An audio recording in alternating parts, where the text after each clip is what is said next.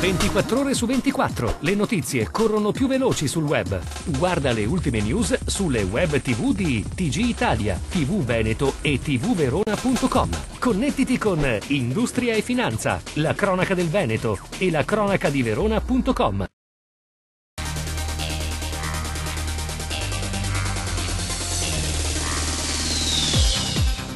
Continua nel veneziano il trend positivo relativo all'ampliamento e ristrutturazione delle abitazioni previsto dalla legge sul piano casa. Sono infatti 282 le pratiche ricevute dai 44 comuni della provincia di Venezia dal terzo bimestre 2012 relative all'ampliamento delle abitazioni previste dalla proroga della legge sul piano casa approvata dal Consiglio regionale nel luglio scorso.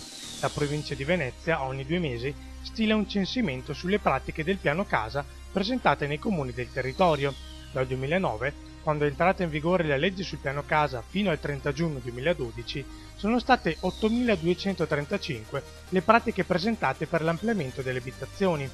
Valuto queste cifre positivamente, ha affermato il vicepresidente provinciale Dalla Torre. 914 pratiche presentate dall'inizio dell'anno rappresentano un numero evidente del gradimento nei confronti della legge.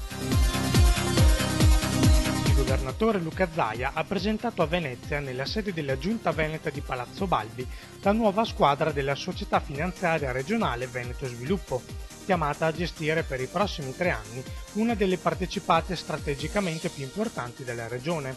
Zaia ha prima ringraziato il consigliere Marco Vanoni per la preziosa opera di traghettatore svolta in questi mesi alla guida della società e poi ha salutato per primo il nuovo presidente di Veneto Sviluppo Giorgio Grosso, trevigiano, che sarà affiancato alla vicepresidenza da Claudio Rigo. Direi di super tecnici, avete visto il curriculum dal presidente che è un laureato alla Bocconi con un 110 e lode, tutti professionisti del mondo della finanza, del mondo dell'economia, alcuni addirittura docenti in Italia, all'estero, con esperienze internazionali, direi che meglio di questi non si poteva. Dopo l'alluvione del 2010, la Regione del Veneto è impegnata a incentivare tutte le azioni che siano finalizzate a individuare e mettere in atto le migliori soluzioni inerenti alla difesa idrogeologica del territorio. È una scelta prioritaria che intendiamo condividere con le realtà territoriali vicine alla nostra, puntando ad un documento di programmazione unitario in cui ritrovarci. È questo in sintesi quanto ha detto l'assessore alla difesa del suolo della Regione del Veneto, Maurizio Conte, intervenendo all'incontro di presentazione che ha avuto come tema l'ipotesi di piano di gestione del rischio di alluvione dei bacini idrografici delle Alpi orientali, a cui sta lavorando. Conte, in particolare, ha ricordato che sul fronte della mitigazione del rischio idrogeologico, la Regione del Veneto ha già predisposto un piano di interventi con una previsione di spese di oltre 2,7 miliardi di euro, una cifra considerevole che dà comunque l'idea di quanto sia prioritario il tema. Nel bilancio regionale sono stati previsti 50 milioni di euro l'anno per un triennio. Per 43 giorni, da oggi 16 luglio fino al 27 agosto prossimo, le acque del nord Adriatico sono interdette alla pesca, un provvedimento accolto non certo con favore dagli addetti ai lavori, ma necessario e obbligato per ridare vitalità a un mare un tempo molto pescoso, oggi purtroppo impoverito da un eccessivo sfruttamento.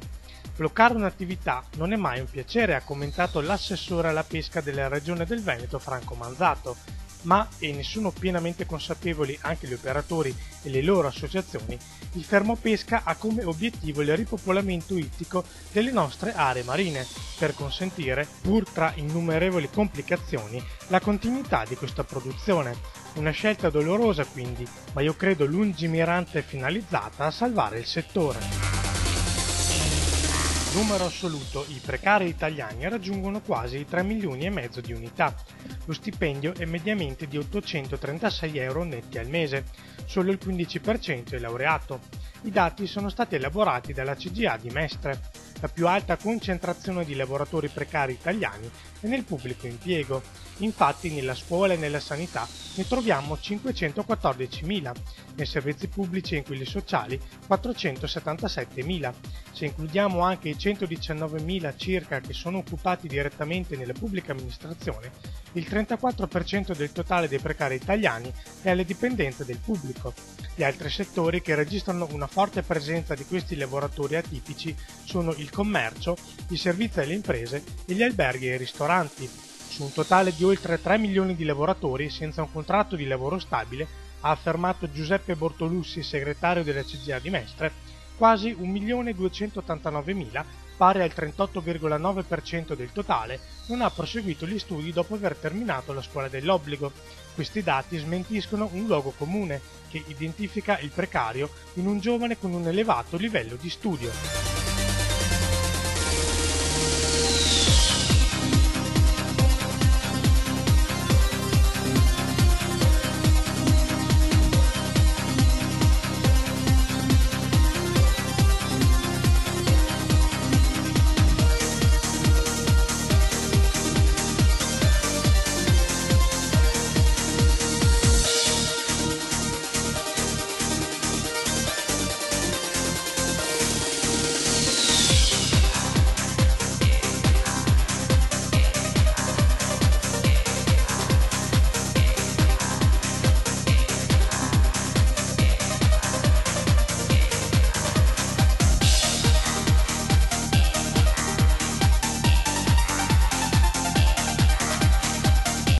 24 ore su 24, le notizie corrono più veloci sul web. Guarda le ultime news sulle web TV di TG Italia, TV Veneto e tvverona.com. Connettiti con Industria e Finanza, la cronaca del Veneto e la cronaca di Verona.com.